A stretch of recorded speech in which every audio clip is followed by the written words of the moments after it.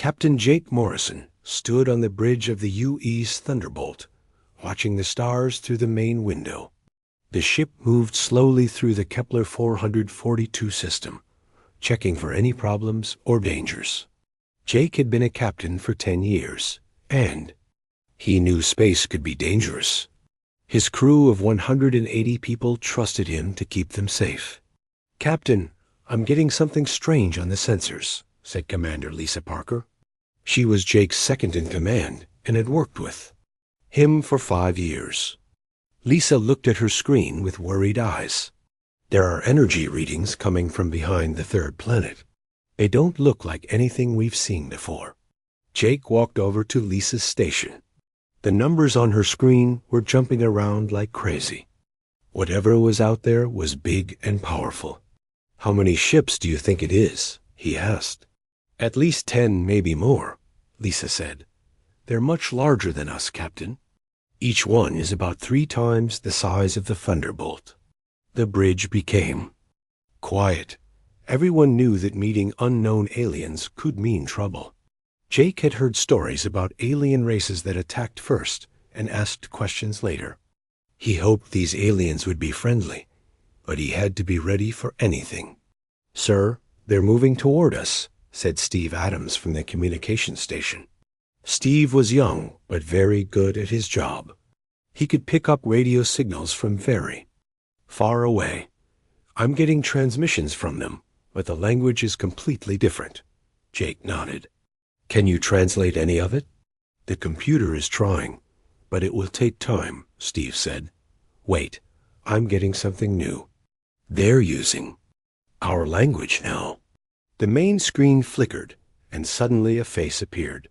It was not human. The alien had gray skin, yellow eyes, and sharp teeth. Its head was longer than a human head, and it had no hair. The alien wore what looked like a military uniform with many medals and symbols. "Primitive humans," the alien said in a deep, rough voice. "I am War Commander Thexval of the Zephyrian Empire. You have entered our space without permission.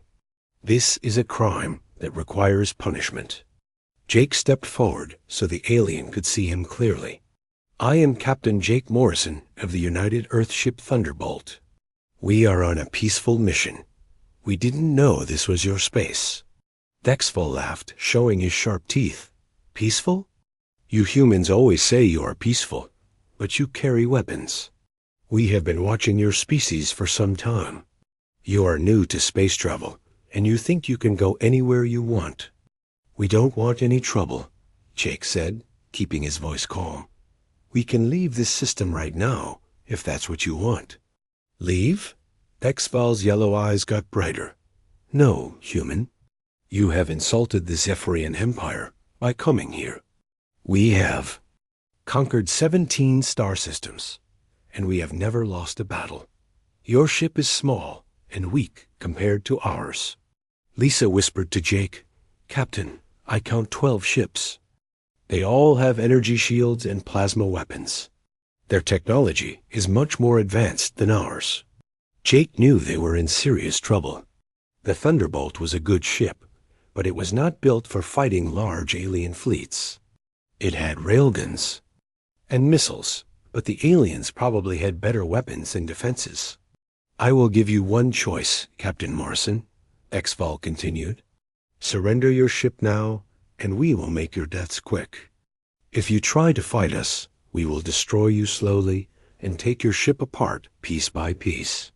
The bridge crew looked at Jake, waiting for his decision. He could see fear in their eyes, but also trust. They believed he would make the right choice. Jake thought about his options. He could surrender and hope the aliens would be merciful. He could try to run away, but their ships were probably faster. Or he could fight, even though the odds were terrible. "Captain," said Chief Engineer Mike Torres through the intercom, "I've been listening to their transmissions. These aliens think we're just primitive creatures with simple weapons. They don't know much about human technology or fighting methods." Jake smiled slightly. Maybe the aliens were making a mistake by thinking humans were weak and stupid. Throughout history, humans had won battles by being clever and using new tactics.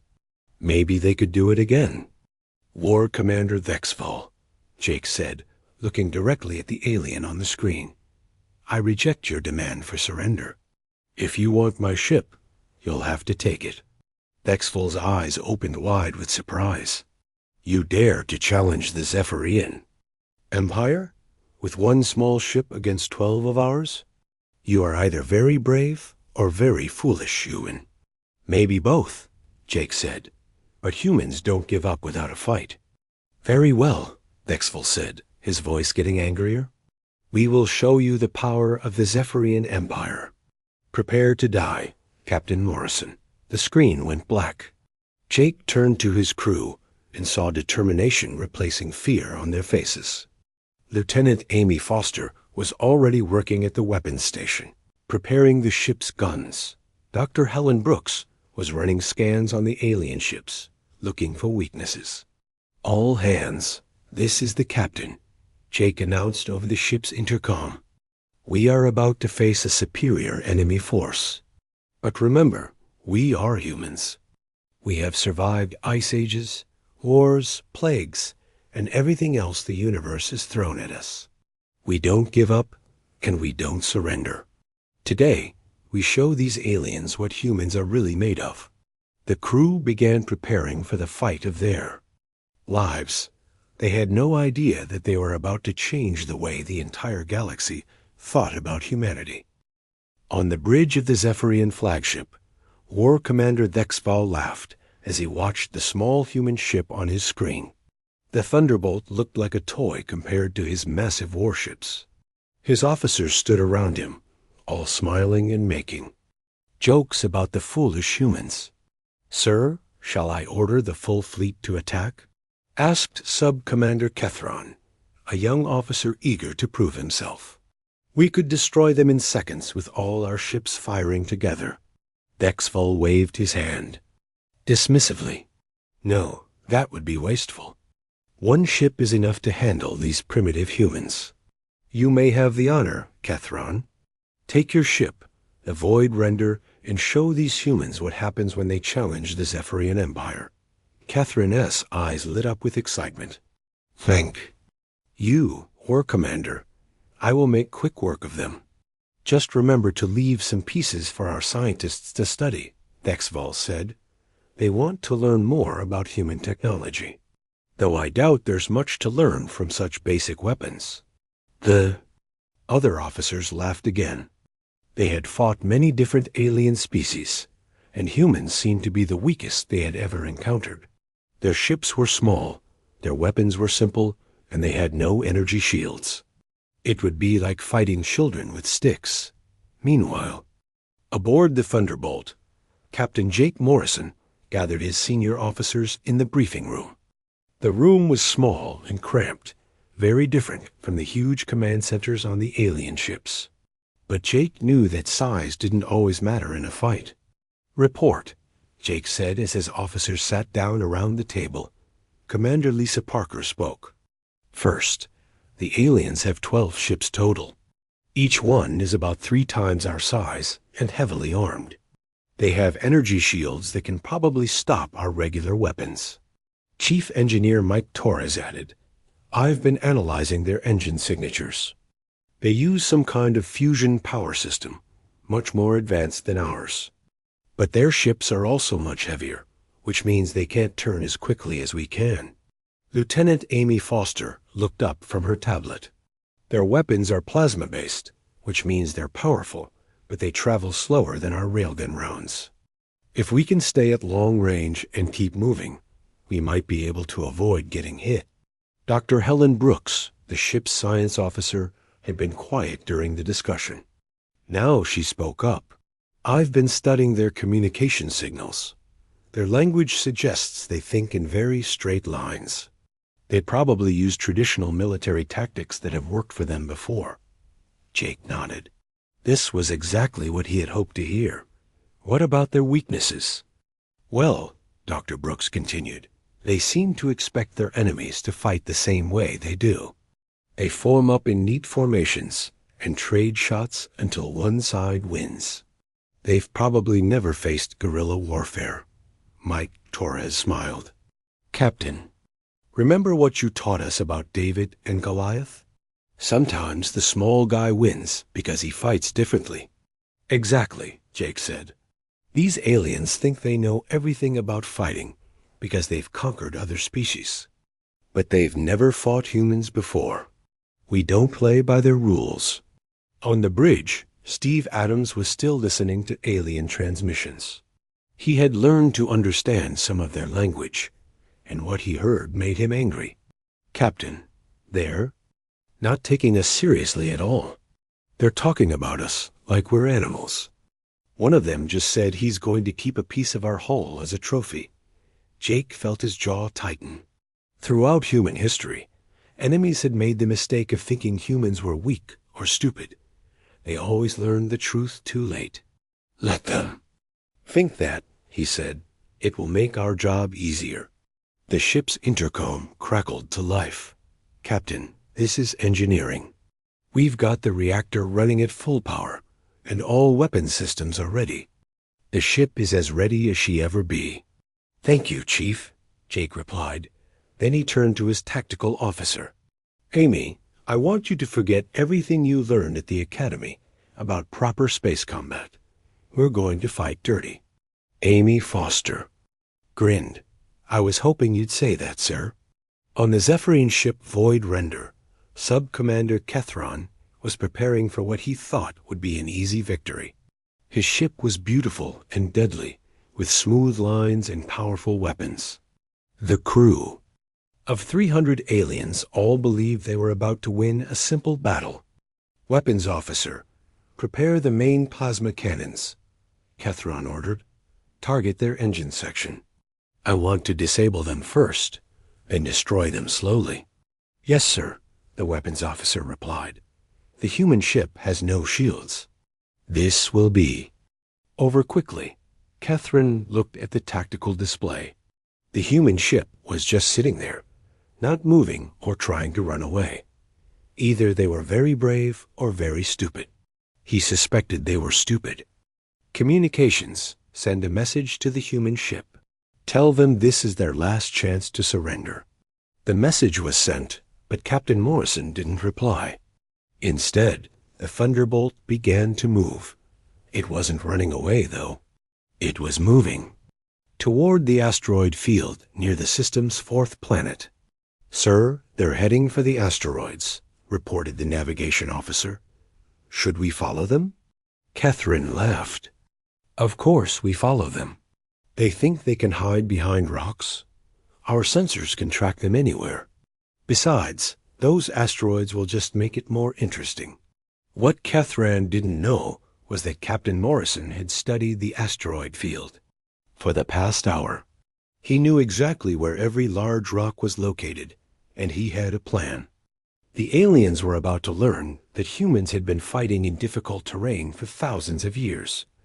Back on the Thunderbolt, the crew was busy preparing for battle.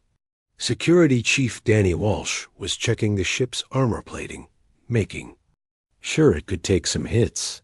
Weapons Specialist Rick Coleman was loading the railguns with special ammunition that Dr. Brooks had modified. Captain, Lisa said quietly, are you sure about this? We're outnumbered 12-1.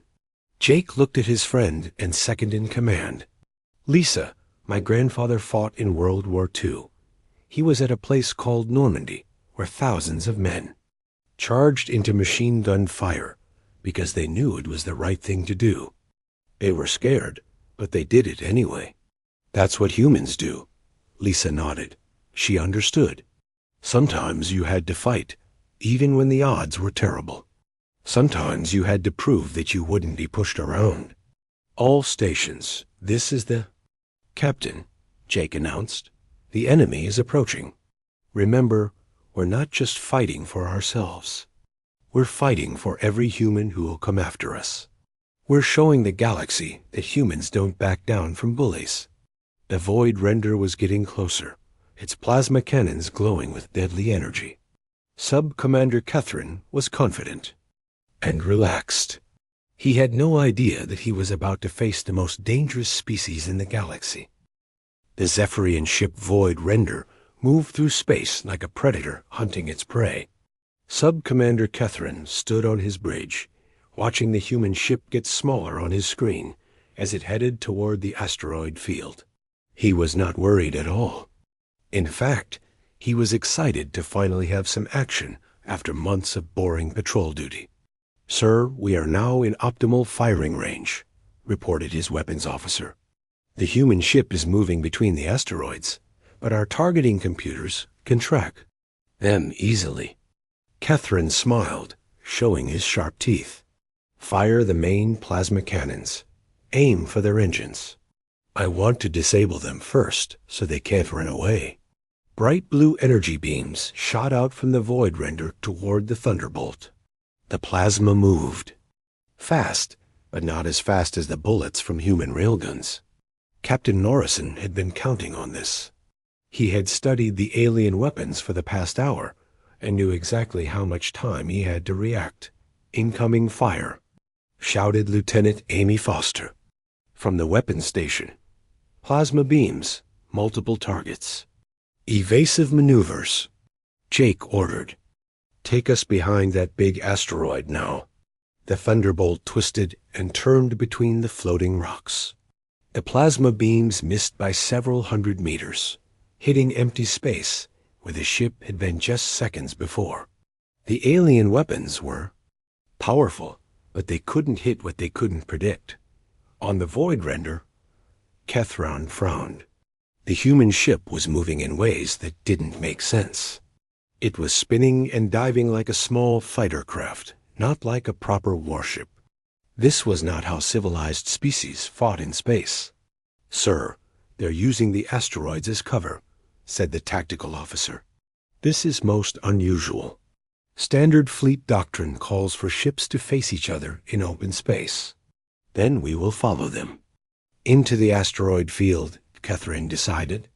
"They cannot hide from us forever." This was exactly what Captain Morrison had hoped for. The moment the alien ship entered the asteroid field, it became a target.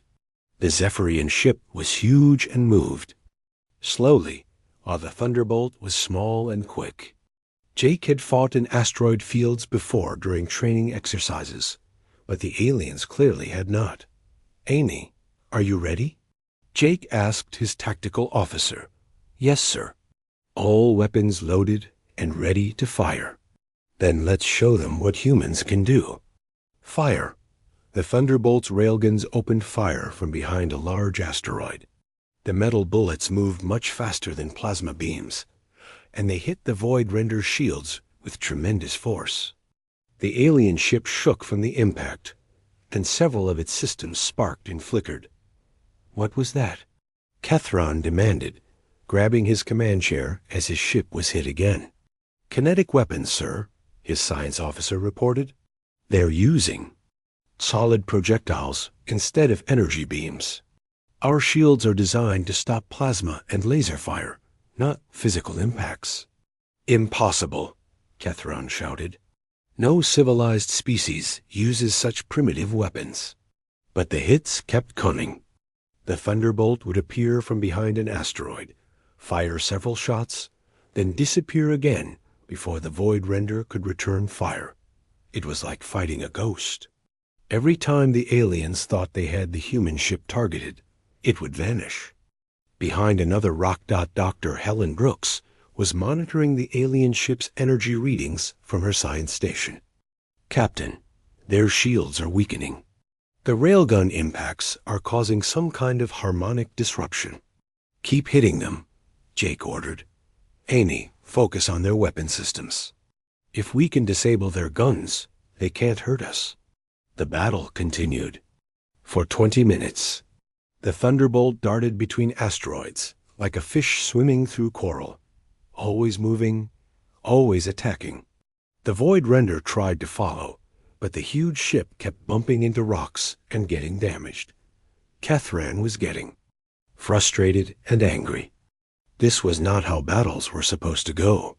His ship was bigger and more powerful, but the humans were fighting like cowards, hiding behind rocks and running away after each attack. "Sir, we have taken significant damage to our port weapons." "Array," reported the damage control officer. "Our shields are down to 60% power." "How is this possible?" Catherine demanded. "We are fighting one small ship." On the Thunderbolt, the crew was starting to feel confident. They had been fighting for almost half an hour, and the alien ship was clearly getting weaker. But Jake knew this was just the beginning. "Steve, are you monitoring their communications?" Jake asked. "Yes, sir," Steve Adams replied. "They're calling for help. 3 more ships are moving to join the fight." Jake had expected this. The aliens were proud and arrogant, but they weren't stupid. When one ship couldn't win, they would. Send more. This was where his real plan would begin. "All hands, this is the captain," Jake announced over the intercom. "We're about to face multiple enemy ships. But remember, we have something they don't have. We have the will to fight for our freedom." The 3 new Zephyrian ships arrived within minutes. They were just as large and powerful as the Void Render. And now the Thunderbolt was outnumbered 4-1. But Captain Morrison had been preparing for this moment. "Amy, implement Plan Delta," Jake ordered. "Take us toward the gas giant." "Sir, that's very dangerous," Commander Lisa Parker warned. "The radiation and gravity fields could damage our ship." "That's exactly what I'm counting on," Jake replied. "The aliens don't know how to fight in extreme environments. We do." The Thunderbolt raced toward the massive gas giant at the edge of the system. The planet was huge and dangerous, with swirling storms and deadly radiation. Most species avoided getting too close to such planets, but humans had learned to use dangerous environments as weapons. The 4 alien ships followed, their commanders now working together to destroy the stubborn human vessel. They thought they had the Thunderbolt trapped. Soon, they would learn that they had made a terrible mistake. "Sir, the human ship is heading directly for the gas giant," reported the tactical officer on Kethron's bridge. "They must be desperate." "Good," Kethran said. "We have them now. They cannot hide behind asteroids near that planet.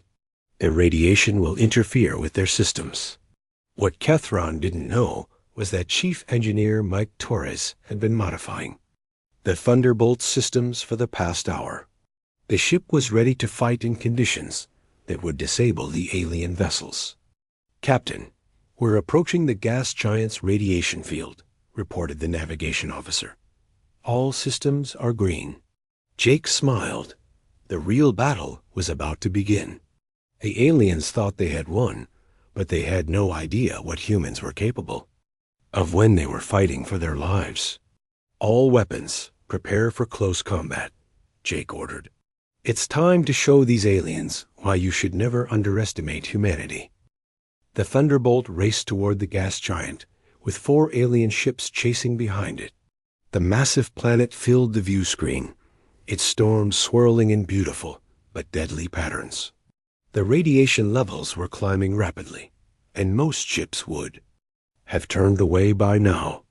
But Captain Jake Morrison had a plan that depended on getting very close to the dangerous planet. "Chief, are the modifications ready?" Jake asked over the intercom. "Yes, sir," Mike Torres replied from the engine room.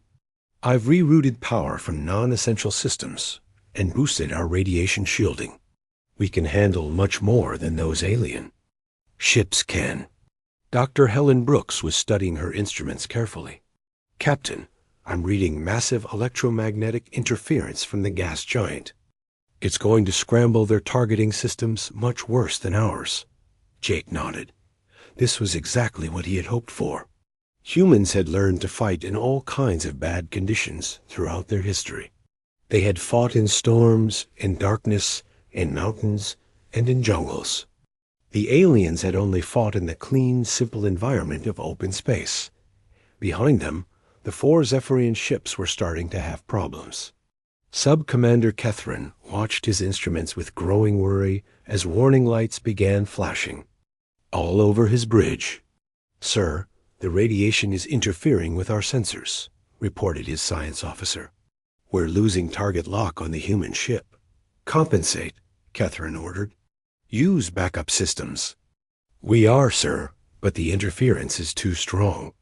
The human ship seems to be handling it much better than we are. On the other 3 ships, the alien commanders were having the same problems. Their advanced computer systems were being confused by the radiation and electromagnetic storms. The Thunderbolt, with its simpler but more robust technology, was working perfectly. Amy, can you get a lock on the enemy ships? Jake asked. Yes, sir, Lieutenant Foster replied. Our targeting system is working fine. The aliens seem to be having trouble, though. Their ships are moving erratically. Then let's take advantage of it. All weapons fire at will. The Thunderbolt spun around and began firing at the confused alien ships. The railgun rounds hit their targets with perfect accuracy, while the aliens struggled to aim their plasma. Weapons. The radiation that was hurting the Zephyrian ships was actually helping the humans by making them harder to hit. But Jake's real surprise was still coming. He had been saving his best idea for when all 4 ships were close together. Chief Torres, are you ready for Protocol Omega? Jake asked. There was a pause before Mike replied. Sir, are you sure about this? It's very dangerous. Do it, Jake ordered Dot in the engine room. Mike Torres and his team began implementing the most dangerous plan they had ever attempted. They started overloading the ship's reactor core while keeping it carefully controlled. This was incredibly risky, but it would create exactly the effect they needed. What's Protocol Omega? Commander Lisa Parker asked quietly. Something we learned from studying old submarine warfare, Jake explained. Sometimes you have to risk everything to win. The reactor began building up massive amounts of energy. Specialist Nina Green monitored the power levels carefully, making sure they didn't go too high. If they made a mistake, the ship would explode and kill everyone on board. Energy levels at 80%, Mike reported. 90%. 95%. Now, Jake shouted. Mike released all the stored energy at once through the ship's main deflector array.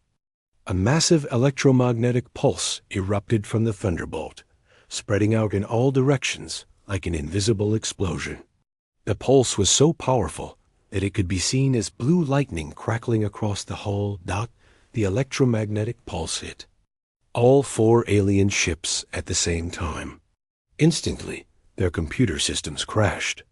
Warning alarms went off on every Zephyrian bridge as their advanced technology failed completely. Navigation systems went offline. Weapon systems shut down.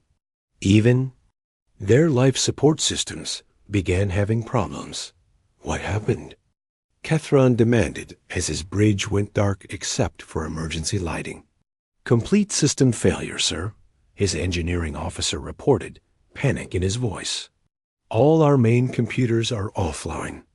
The electromagnetic pulse has fried our primary circuits.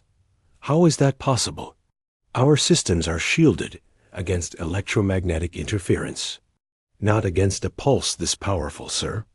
The humans have somehow turned their entire reactor into a weapon. On the other 3 ships, the situation was just as bad. The aliens found themselves floating helplessly in space, their mighty warships reduced to dead metal. They had never seen anything like this before. No civilized species would risk destroying their own ship just to disable an enemy. But the Thunderbolt was still working perfectly.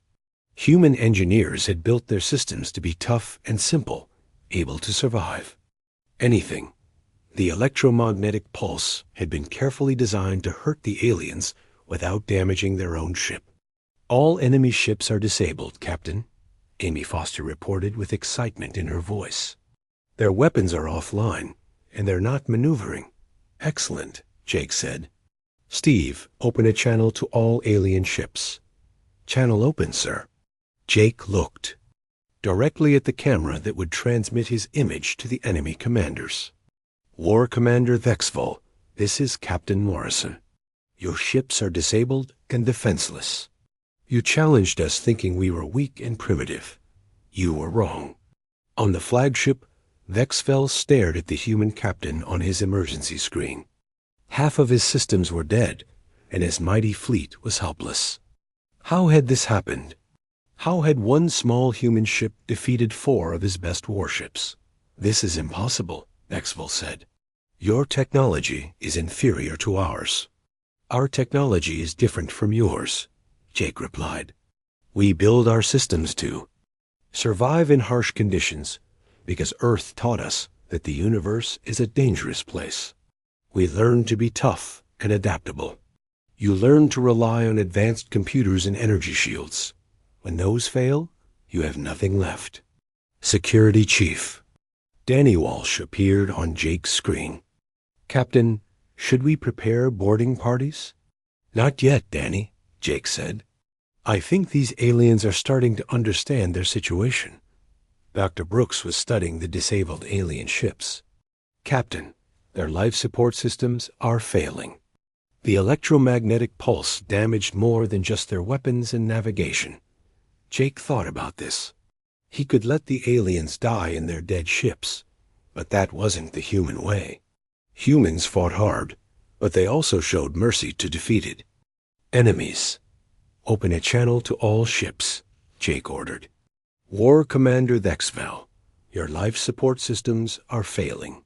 We are prepared to rescue your crews if you surrender immediately. Vexval's yellow eyes widened with surprise. The human was offering to save them after they had tried to destroy his ship.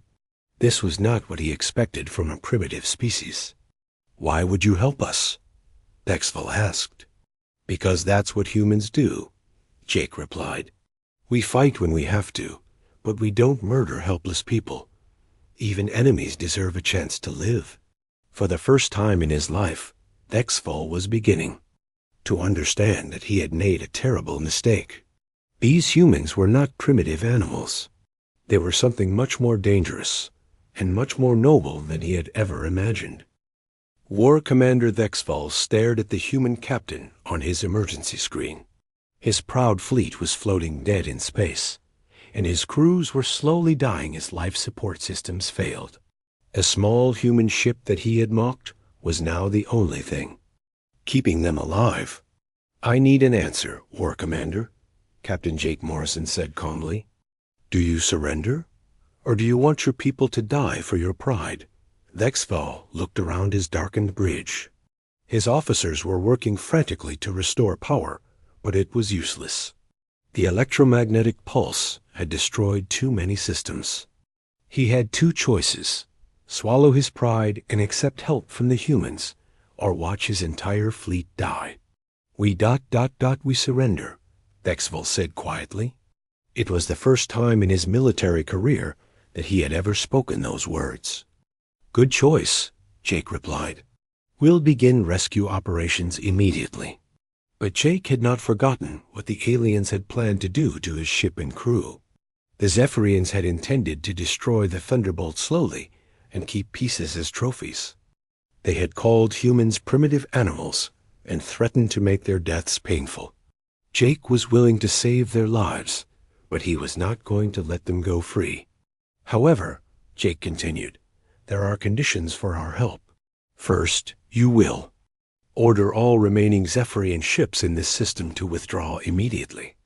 Second, you will send a message to your empire explaining what happened here. Third, you will never again attack human ships or colonies.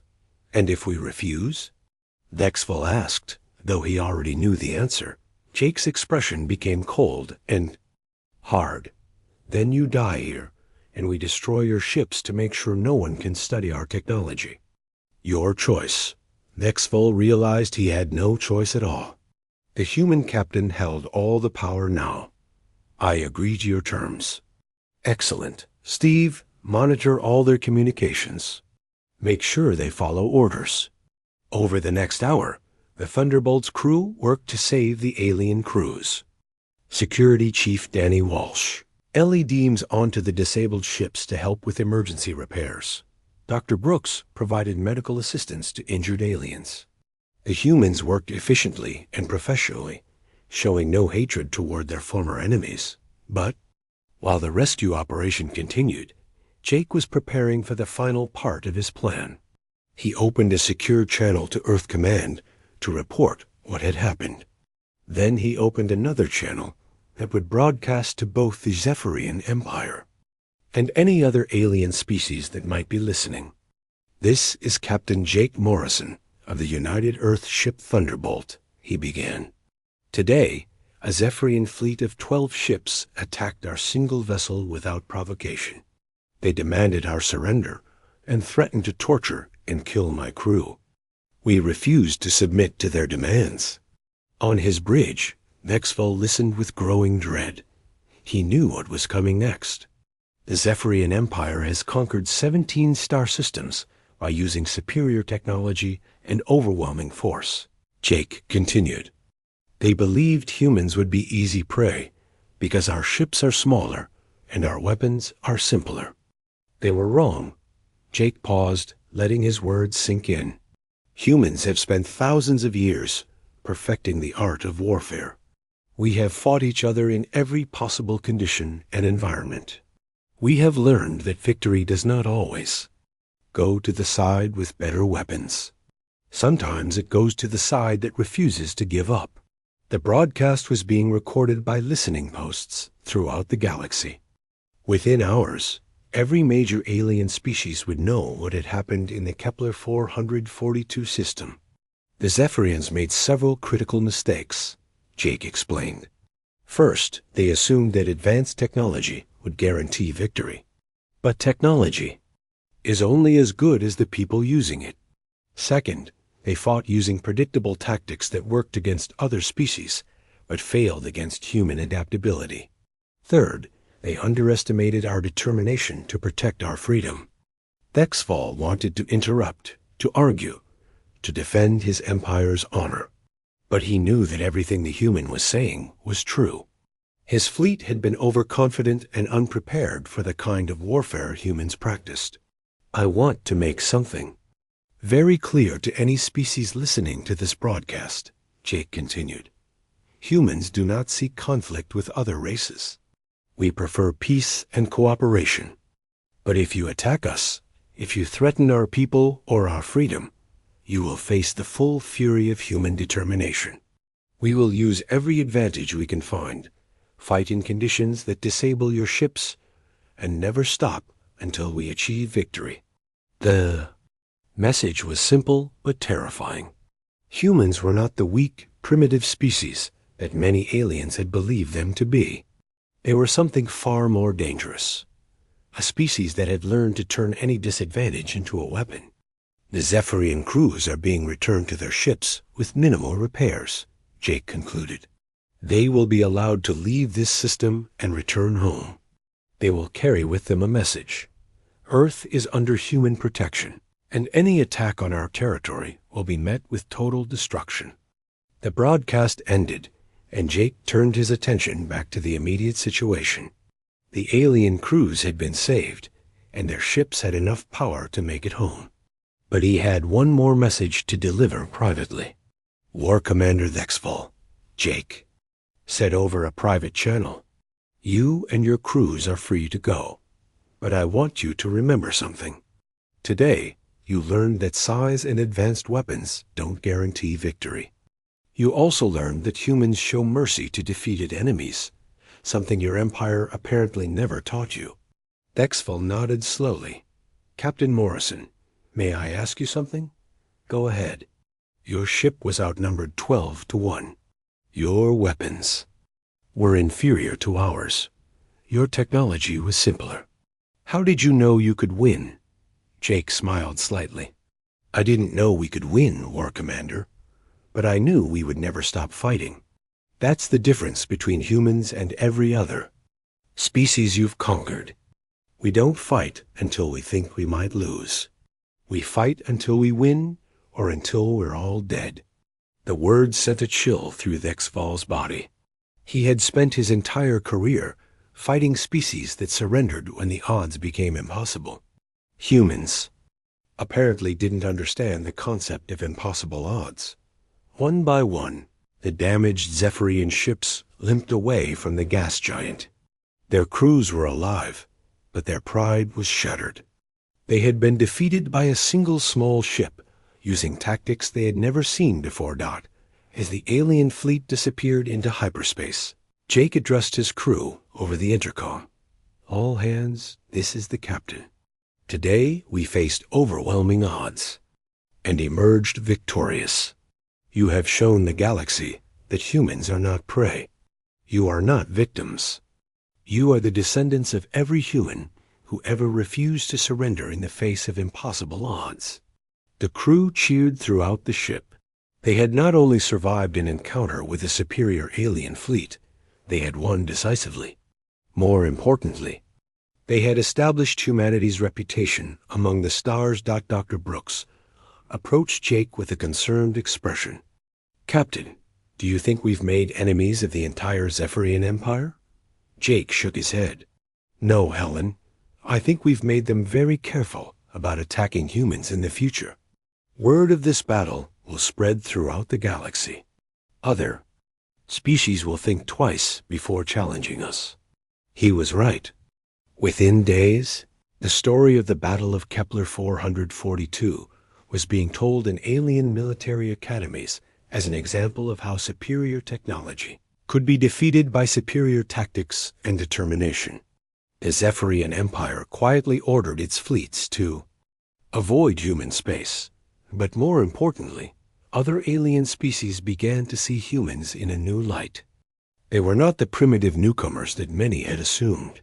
They were a species that had survived and thrived on a dangerous world by becoming the most adaptable and determined fighters in the Yow. Galaxy. Captain Jake Morrison and the crew of the Thunderbolt returned to Earth as heroes. But their real victory was not the battle they had won. It was the message they had sent the entire galaxy. Humanity would not be conquered, enslaved, or destroyed. Any species that tried would face the same fate as the Zephyrian fleet. The age of humans being underestimated had come to an end.